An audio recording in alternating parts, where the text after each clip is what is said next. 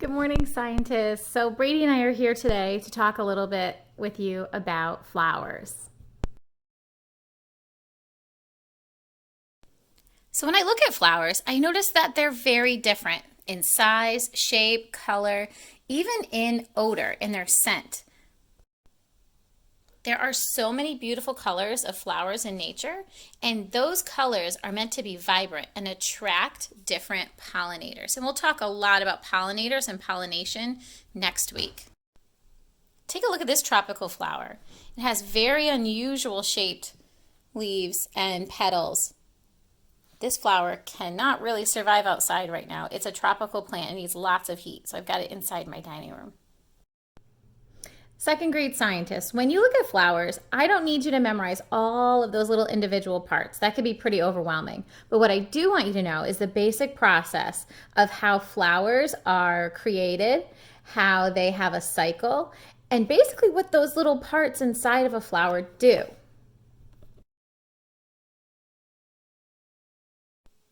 You should have gotten this packet included in your work. It's called Parts of a Flower and Their Functions. What I did was I cut and pasted to kind of summarize what each of the parts of a flower do. We have the shoot system. We have the root system, which is below the soil. We have all the parts that go inside of the flower, and the leaf and the stem. And these pictures are really detailed, and they show you what all of those parts look like in a flower, and then you can go to that part to find out what exactly it does. So I want you guys to try. Brady and I are going to go hunting around my yard to see if we can find any flowers. Score! I was able to find a beautiful daffodil and a purple hyacinth in my yard. Now, you might have trouble finding two flowers, but I want you to try, and maybe you can ask a neighbor if you can take a flower, or even just look at it while it's still in the ground and not destroy it. Another option is for you to go online and look for pictures of flowers and ones that maybe are dissected and taken apart. So be creative, because I want you to have some success in dissecting the flower and finding all of those parts that I want you to look for.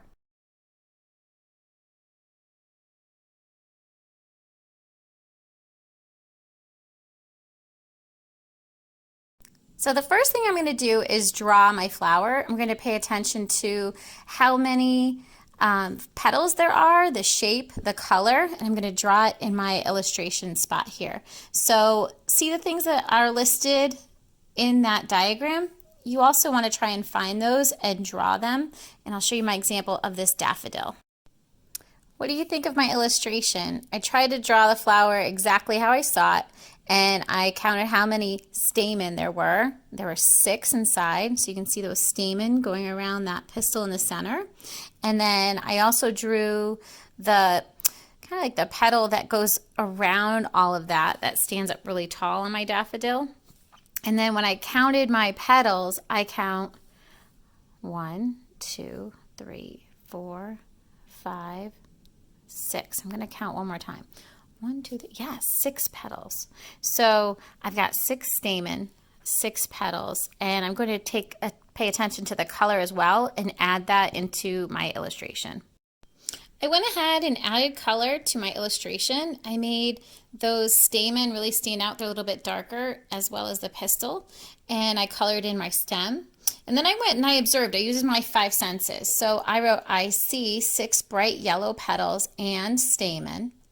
I smell a sweet odor and dusty pollen. I feel a smooth stem, fragile and thin petals, and a sticky pistil. So I'm going to move ahead and I'm going to find another flower I'm going to compare it to. You might not have a partner, but you can just get 2 flowers and compare them and see what are the different numbers of petals or stamen, or maybe the shape of the petals or the colors or smells that you smell. Good scientists label their work. So I use this diagram to help me find those petals, the pistil, the stamen, the sepal, and the stem. I'd like you to do that as well. Scientists always label. With your two flowers that you find, I want you to draw and label one of them, and you can do the other one on the back if you'd like, but I want you to compare them. So I did a detailed picture of my daffodil. I labeled all of the number of parts I was able to find, the petals, the pistil, the stamen, the sepal, the stem, and these labels here help me identify those parts in my real flower. I used my five senses to talk about what I see, smell, and feel. And now I'm going to compare it to my purple hyacinth that I found in my yard. Let's take a look at this hyacinth. I'm going to choose one of the flowers that's on this plant, and I'm going to take it apart. I noticed that it has a very deep inside part of that plant. It's almost like if a bug or a pollinator would go in there, like a hummingbird or a bee, they would have to go way deep in order to get to the different plant parts and pollen. Right away, I notice it has 6 petals, just like my daffodil. So right now on my sheet, I'm going to write down that this flower has the same number of petals. A big difference I noticed between these petals and the daffodil petals is that these are like shorter in size and also thinner, and they're very sticky. This was at the center of the flower, and it shows 6 stamen. The stamen is that important part that holds up the anther, and it has the pollen on the ends. So if I look really closely, it's hard for it to focus, there are 6 there. And when I take this apart, I'm going to find this piece, which is really important. Once it gets fertilized by pollen, this part is called the ovary, and inside the ovule will produce seeds, and those seeds are what start new flowers. Look how incredible it is. That's the ovary where all of the seeds are inside, and you can see those 2 little stamen on top and the one on bottom, and I've got 2 more over here in my thumb. So I'm going to rip this apart to show you what the inside of it looks like. It's pretty amazing. It is so adorable. If you look really closely, those are the little ovules, the little baby seeds for the new flowers. Now, here's the size of my pinky. You can see they're so tiny. They're adorable. Hi, little baby flowers. I took apart the ovary of the daffodil, and you can see all of the ovules inside the ovary of the daffodil. It's much bigger. Well, it's a bigger flower, and the seeds are also bigger. So it's going to produce new little seeds in there for new daffodils. So cool. And this brown leaf here, that's one of the sepals that would protect the bud before it blossoms. Wow.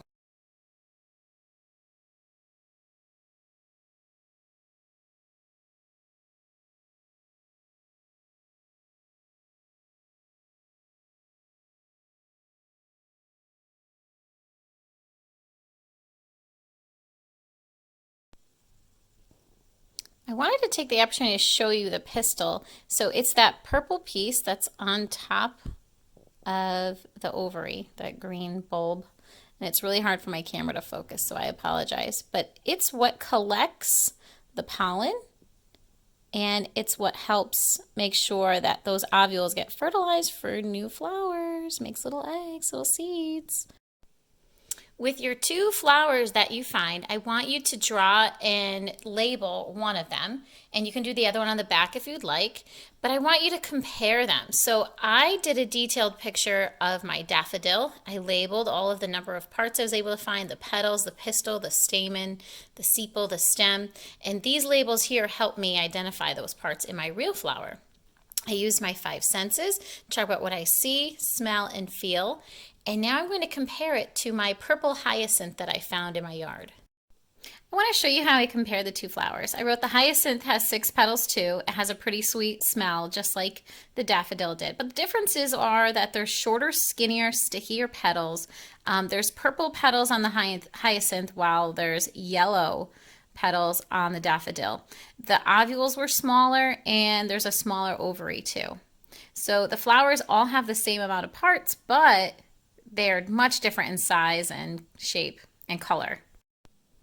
This plant vocabulary sheet has some important words for you to know so you are familiar with flowers.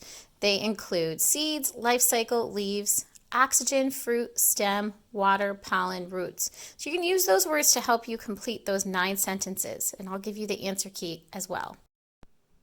Thanks for watching, second grade scientists, and I can't wait to hear about your discoveries and what you found in your yard and out in nature. Have fun!